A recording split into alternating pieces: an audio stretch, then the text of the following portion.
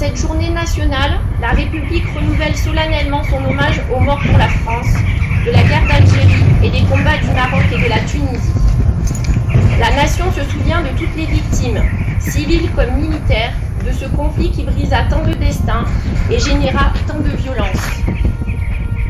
Il y a 60 ans, une guerre, longtemps niée, entrait dans sa 7e année.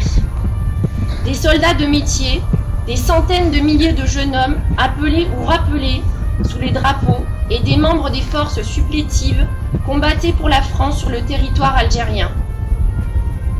De 1952 à 1962, en Algérie, au Maroc et en Tunisie, près de 2 millions d'hommes ont servi nos armes.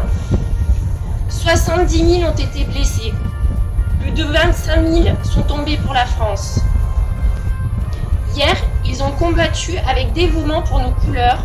Aujourd'hui, ils reposent dans la mémoire nationale. C'est à toute cette génération, celle qui a eu 20 ans dans les orées, que nous consacrons cette journée.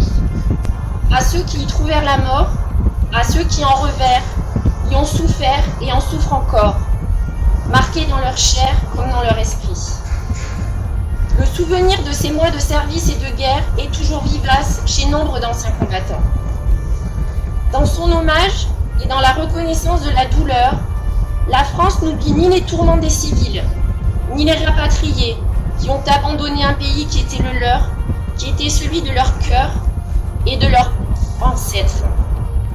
Elle sait à quel point les exactions commises à leur encontre au printemps et à l'été 1962 notamment, puis le déracinement constitue encore des plaies vivaces.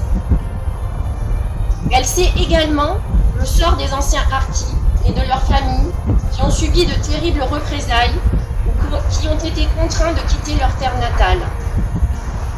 Elle pense aussi à ces hommes et à ces femmes, civils et militaires, dont la trace a été perdue.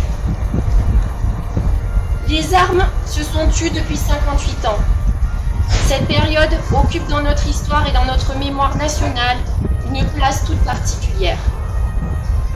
L'histoire de la guerre d'Algérie est celle d'une déchirure, d'une blessure non cicatrisée, de drames familiaux, personnels et même intimes, d'un enchevêtrement de destins bousculés, parfois brisés. Parce que cette histoire est complexe, sa mémoire est plurielle. Parce que cette histoire est la nôtre, il est nécessaire de continuer son enseignement et de permettre sa juste compréhension. Parce que ces mémoires sont essentielles pour la construction de nos identités et pour notre cohésion nationale, sa transmission aux jeunes générations doit se poursuivre de manière apaisée.